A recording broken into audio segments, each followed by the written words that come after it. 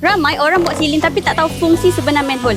Last kali bila repair baru menyesal. Hari ni kan saya nak share jenis-jenis manhole yang KNK ada. Fungsi dia dan juga saiz yang boleh korang pilih.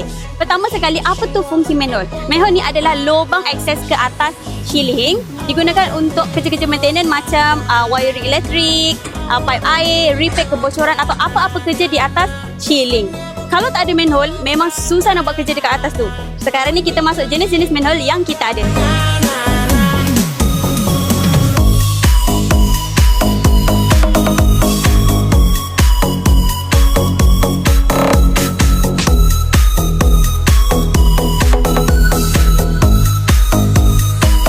Yang pertama sekali, kita ada plaster ceiling manhole tau. Yang ini. Ini paling biasa digunakan. Nampak cantik sebab dia blend dengan ceiling. Yang kedua, kita ada aluminium manhole yang ini. Okey, ada frame. Korang boleh nampak dekat sini ada frame. Lebih kuat dan sesuai untuk penggunaan yang kerap.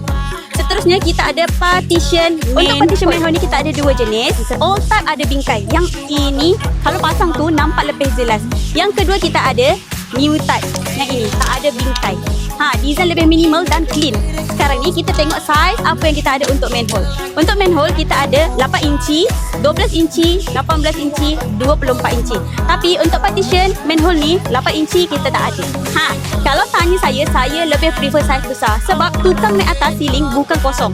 Dia akan bawa alat sekali. Kalau kecil sangat memang susah dan menyusahkan kerja. Jadi sebelum buat ceiling atau partition, pastikan anda pilih manhole yang sesuai dari segi jenis dan saiz. Next video saya akan explain perbezaan setiap manhole yang kita ada ni lebih detail. Tunggu apa lagi, jangan lupa follow kita. Okay, bye-bye.